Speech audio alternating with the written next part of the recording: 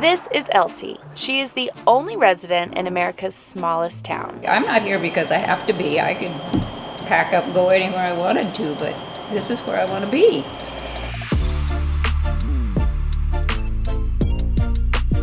We're Karen and Nate. After spending 4 years traveling the world and documenting our journey to 100 countries, 2020 brought us back to the U.S., where we bought a converted Sprinter van to explore all 50 states.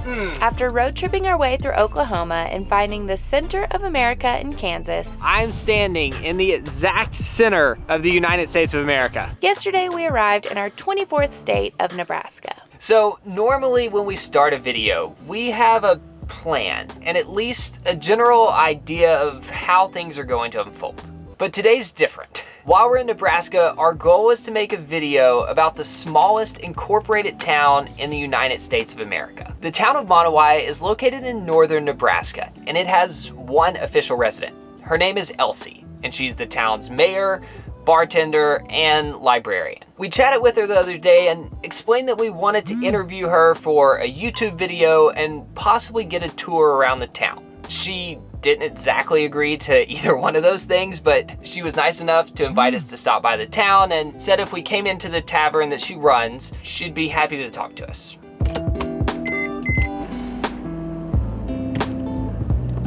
Head south toward East Douglas Street.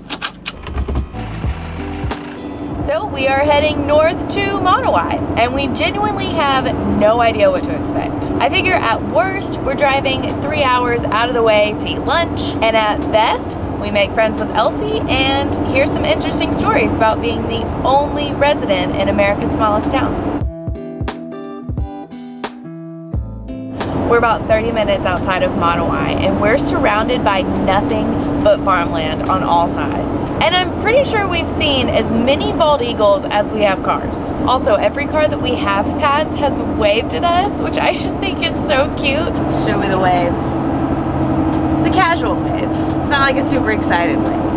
Ah, another human. I feel like it just shows how few people you pass on the road. Monowi! I guess we'll just park right in front. It's crowded today. If I'm being completely honest, I'm a little nervous to meet the mayor. I think this has a chance of being very uncomfortable, but sometimes a good story requires getting uncomfortable. People must have come from miles around for lunch. There are 1, 2, 3, 4, 5. We're the only non-truck in the parking lot. Such a beautiful day. This must be the tavern. Here we go.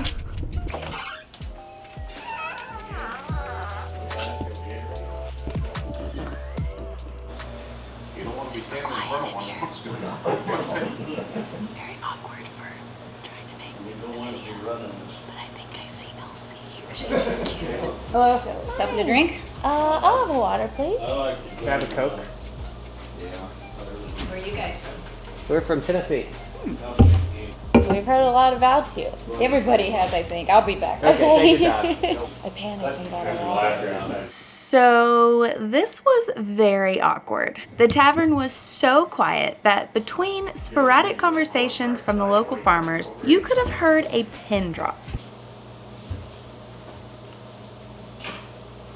Everyone seemed to know each other, and we stuck out like sore thumbs, waltzing in our skinny jeans and carrying our camera setup. We were hoping Elsie would see our camera and say something along the lines of, "Oh, you must be those people who called me about the video." But she did not acknowledge it. So we ordered lunch and awkwardly waited on our chance to talk with her about the video. We wanted to be respectful and not interrupt her, so we waited.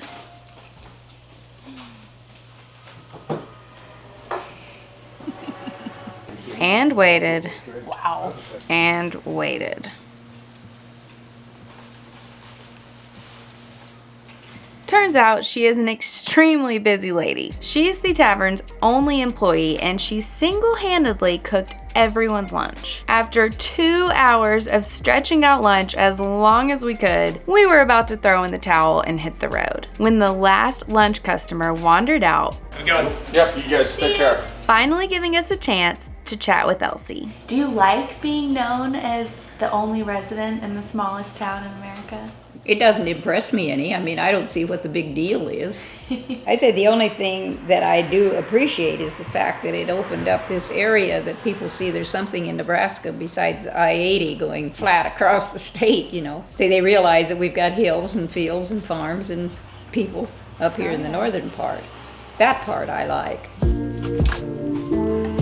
All right, I'm gonna give you a full tour of the town, all while standing in the exact same spot. From what we can tell, there are 3 functioning buildings left in this town. This gray building over here is the tavern where we had lunch. This is the library that was built in honor of her husband. And this is the only other inhabitable building in the town. So my guess is that's Elsie's house. And from what we can see, the other buildings around town, be it houses or trailers or sheds, they're all in some state of disrepair. I was about a year and a half old when my folks moved to this farm just outside of town here. And you went from 1st to 8th grade?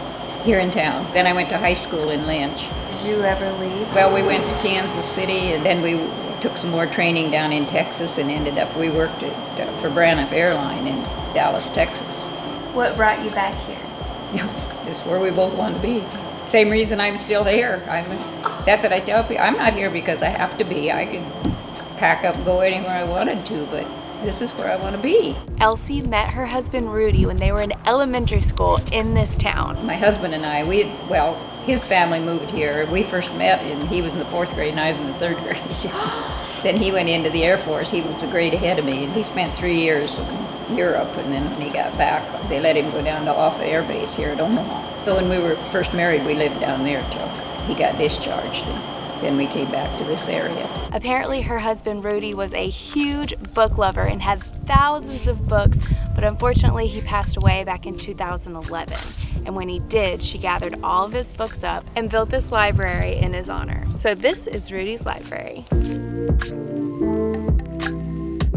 This is amazing. If only he could have seen this place. Do you think he read all of these? So how long have you owned the tavern?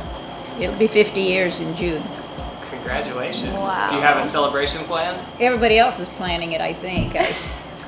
I made the mistake of one night telling a bunch of the locals, I said, that'll be 50 years. And if I'd have shut up, they wouldn't have connected it up. I said, I think it's about time I just hung it up. And oh boy, did they howl. How long have you had that cash register? It came with the bar. It doesn't work. We just use the drawer. And it's heavy as all get out. We had a guy from National Cash Register look at it one time, and he said it's of a German make. And that type was made, he said, most of them before 1900. A guy brought me some pictures, or brought them to my husband, that when they were building some of the buildings here in town, and they figure this one was built like 1902 and 3 along in there. And there's one interior picture, and it looks just exactly like that same cash register sitting there on the back bar. So I think it's been in here all that time. You know how smells can transport you back to a place? The smell of this library is one of the strongest moments of that I've ever experienced. My grandfather has a pretty big library that's down in his basement, and when I walked in here, I was in the basement of my grandfather's house. Aww. She has all of these newspapers from Lynch, which is the nearest town, from the years 1940 to 1947, and they're still in such good condition. This is from August 29th, 1940. This was from 2007. It sure does look a lot older than that. Wow, this is one from 1943.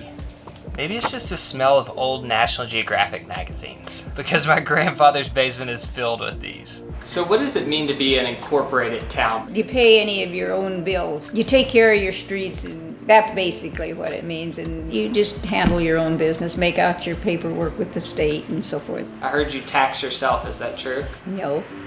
I don't know what they think that means, where that got to going. I don't have any idea. I said, I pay taxes just like everybody else. I don't know, that is always popping up. I don't know what they mean by it even. This is The Adventures of Huckleberry Finn.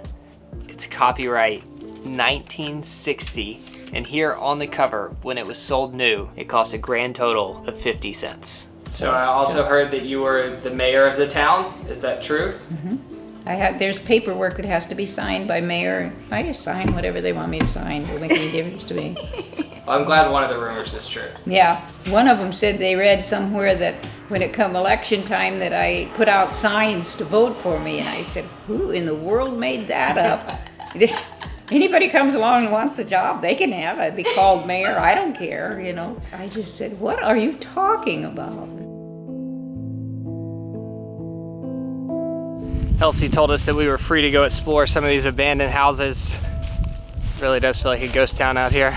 It all just feels a little sad. Oh, there's an upstairs. This isn't very solid. I'm in. Wow, there's still an old jacket left here. Whew. There are holes everywhere in this floor. I don't think I'm gonna be getting across that. I'm getting out of here before the floor falls through. Yeah, come on. What's been the progression over the years that's led to you being the town's only resident? We just don't have anything to hold our young people around here. There's no industry, I mean, if they're not on the farm or can go into the business that their folks happen to have. Well, nowadays, most of them go away to school, and then they find other lives. It used to be they just went away to find work.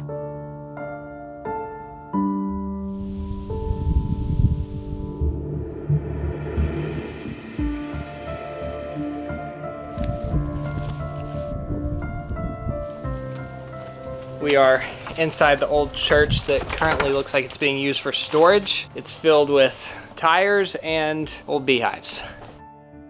At one time though, you can just tell by the windows that this would have been a really pretty church. Also, the floor over here is not holding up well. Bit by bit, our grocery stores were closing, and it doesn't matter how well off your school is financially and all that.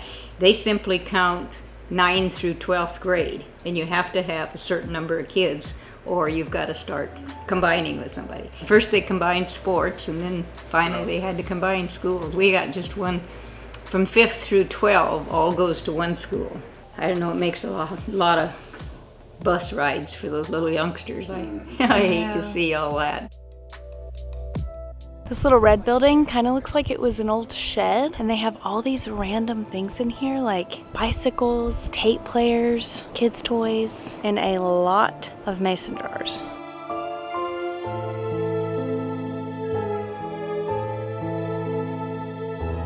What's a day in your life look like? You saw it somewhat, although I don't know if that was really routine today, because some days are like that, and some days. Now, last Friday, Saturday, and Sunday was just like it was today. Sunday was worse. It was long about 2 o'clock. I just said, I don't want to work here anymore. So somebody said, well, tell your boss you want a raise. But then there's a lot of times it's real slow and quiet, and I come over and get the coffee ready, because I've usually got a few coffee drinkers. And some mornings yes, and some mornings no, and next thing you know, it's evening, and got cleaning up to do and finishing off, and go home. Get ready to start all over tomorrow. But You're open 9 to 9, 6 days a week. by 9:30, 10 o'clock, I'm always home by then, normally. Even then, I go to bed till about 11 and up at 6:45 or so. I don't know how I'm going to do with this time change, so I'll be waking up at the wrong time, so might be late getting it open a few mornings, I don't know. This little blue house seems the most intact, and it is so cute. We're in.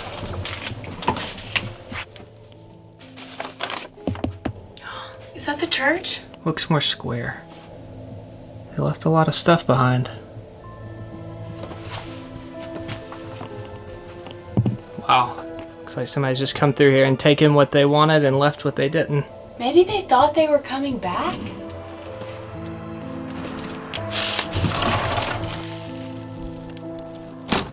So when we first learned that the smallest town in America had one resident, who was an 87-year-old woman, my first thought was that you must be lonely. But ever since we've been here, Don't give her you no haven't been alone once. Well, that is another thing I get asked, you know, they'll say, don't you get lonesome? Secondly is, aren't you afraid? Now, I said, who's going to steal me? I I told a German lady, there was a German lady, she used to come, something must have happened to her because she, about every year, she used to come and bug me. But anyway, in her talking to me, I finally said, no, I'm not the least bit afraid. I said, when I was growing up, my dad always told me, well, don't be afraid because if somebody steals you, they'll bring you back when it gets light. And she put that in this German paper. That was in you there. have plenty of friends around here, is what you're saying. Yeah. Wow. 1, 2, 3, 4, 5, 6, 7, 8, 11 cars plus the van. The Monowi Tavern is the place to be on a Tuesday night. Have you ever changed your prices? Yeah.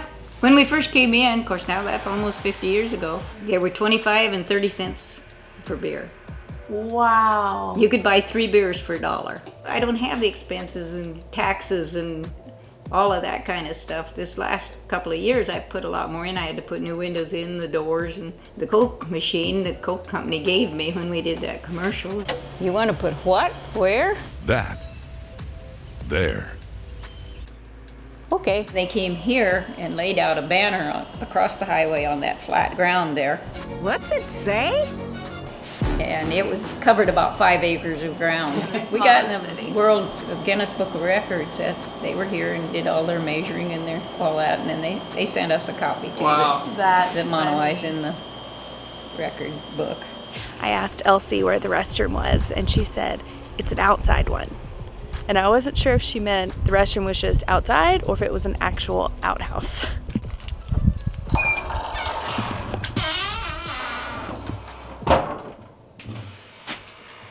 It's an outhouse. It's literally just a toilet seat that goes into a hole in the ground. So when you left for several years and came back, were you surprised at how much had changed? No, I don't know. Or if I did, I don't recall that I was particularly surprised. So many people are, all the time they're moving away and different ones and so forth. Yeah. Thankfully, we quickly made some local friends, and dinner wasn't nearly as awkward as lunch. Even though he doesn't work there, one of our new friends just walked straight into Elsie's kitchen and started frying up one of the local delicacies. Thank you! Insisting that we try it. They look great. I'm not sure how I'm eating mountain oysters for the second time in 1 week, but here we are. These are them? Mm-hmm. So, I know these are testicles. What kind of testicles? I don't know if this is beef or pork. Probably, So they might be a different kind. So I'm about to eat probably beef. unidentified testicles. Rocky, before I bite in, what animal did these come from? Pig? Pork. Beef. I thought you said they were pork. I was guessing. Well, Nobody sounds they're confident. pork. They're pork finger steaks, but they're beef nuts. Yeah, Beef nuts. I said probably beef, but I didn't. I was guessing. I didn't know. Nobody's got pigs anymore. Not too much. They sound nice and crunchy. They're actually really good. Does your name have anything to do with why they named them Rocky Mountain Oysters? I don't know where that come from. All right, my turn. First time eating mountain oysters. And beef.